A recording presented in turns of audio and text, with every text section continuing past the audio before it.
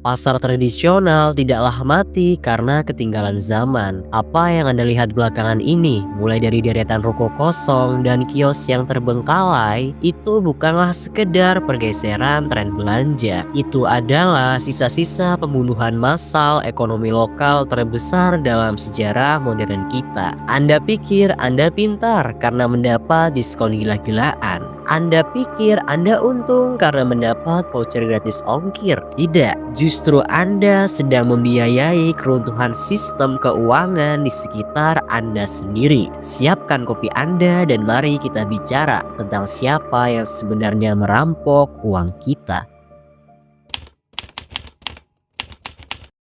Pernahkah Anda mendengar tentang sindrom katak rebus, di mana jika Anda melempar katak ke air yang mendidih, dia akan langsung melompat keluar. Tapi jika Anda menaruhnya di air yang dingin, lalu airnya dipanaskan perlahan-lahan, dia akan diam saja, menikmati kehangatan itu sampai akhirnya matang dan mati terluputkan. Itulah yang persis terjadi pada pedagang lokal kita. Kehancuran ini tidaklah terjadi dalam waktu semalam. Panci airnya sebenarnya sudah mulai dipanaskan sejak belasan tahun yang lalu.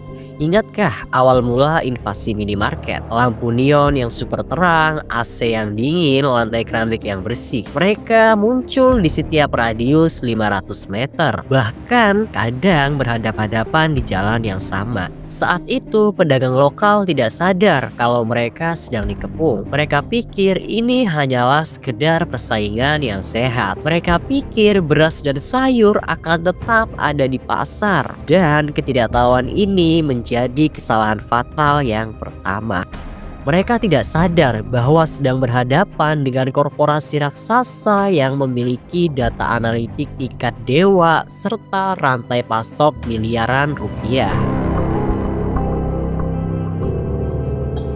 Lalu kita loncat ke era 2010-an, di mana internet murah mulai masuk ke kantong masyarakat kelas bawah, di mana smartphone buatan Cina mulai membanjiri pasar. Dan di titik inilah air di dalam panci itu mulai mendidih. Minimarket tadi hanyalah sekedar tes ombak. Mereka sekedar mengubah kebiasaan masyarakat untuk lebih suka barang pabrikan dengan barcode daripada berinteraksi dengan manusia di pasar yang becek. Dan begitu masyarakat sudah terbiasa dengan kenyamanan serta infrastruktur internet sudah mulai matang, peluru kendali yang sesungguhnya dijatuhkan. Dan peluru itu bernama e-commerce. Pertanyaannya, siapa yang berani membakar triliunan rupiah setiap bulan hanya untuk mensubsidi ongkos kirim dan memberi kalian harga barang yang bahkan lebih murah dari ongkos produksinya? Dan ini adalah cara mereka memasang perangkap.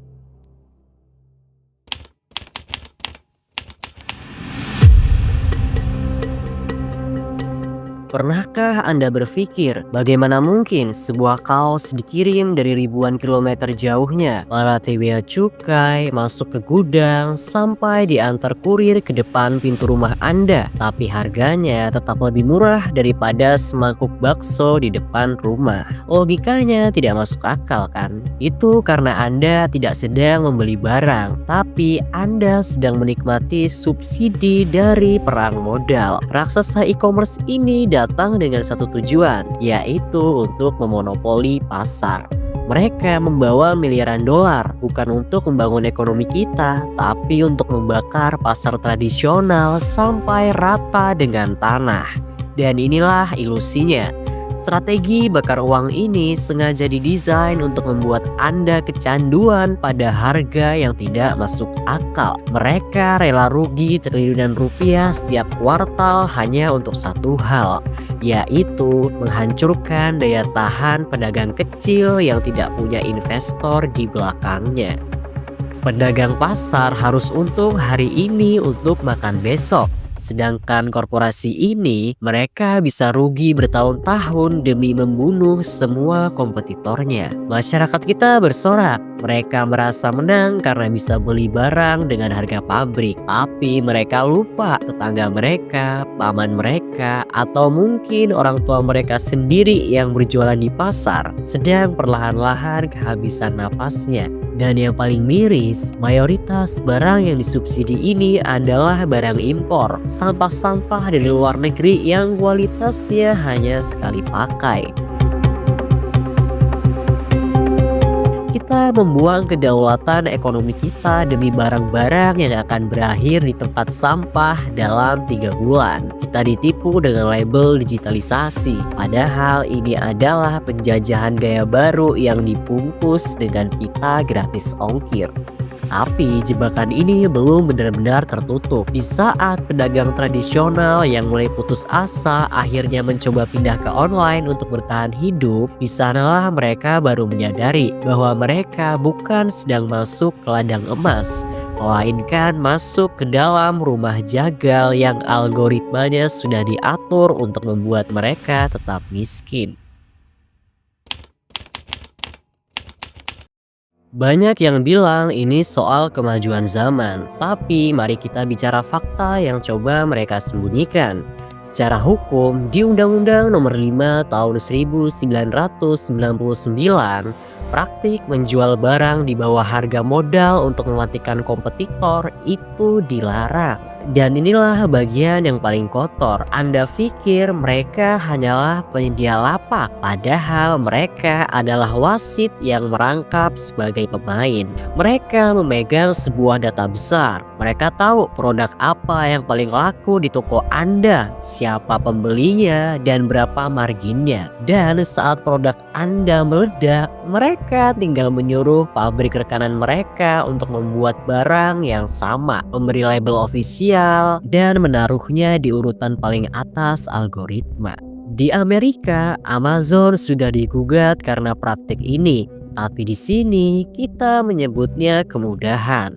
Padahal ini adalah pencurian ide bisnis secara massal. Para pedagang kecil bukan sedang berkompetisi, tapi mereka sedang memberikan data secara gratis agar platform bisa menggantikan posisi mereka suatu hari nanti. Saat 90% barang di platform tersebut terindikasi barang impor, itu bukan lagi tentang ekonomi kerakyatan, tapi itu adalah penghisapan devisa secara sistematis. Kita hanya menjadi pasar bagi limbah produksi negara lain, sementara industri lokal kita dipaksa mati karena tidak sanggup melawan harga yang disubsidi oleh investor asing. Sekarang, apakah Anda masih berani bilang ini hanya sekedar soal pedagang yang malas beradaptasi? Atau Anda mulai sadar bahwa Anda sedang menyaksikan perampokan terbesar di abad ini?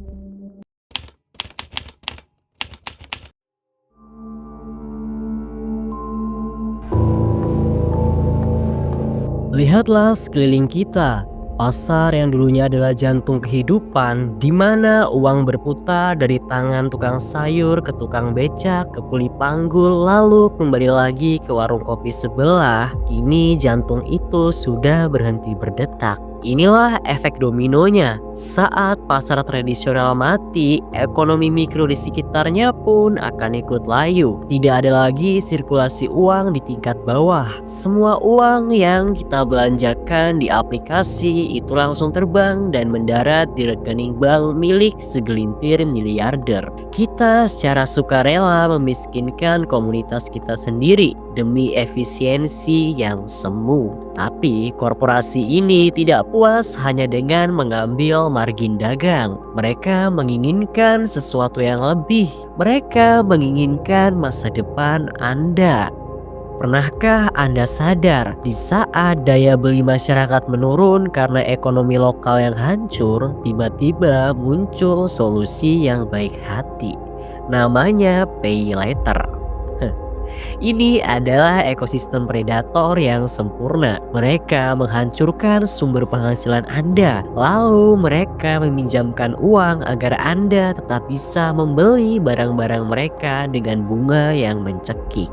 Mereka tahu persis kapan Anda kehabisan uang karena mereka memegang data besar Anda. Mereka tahu apa yang Anda makan, apa yang Anda pakai, dan seberapa putus asanya kondisi finansial Anda.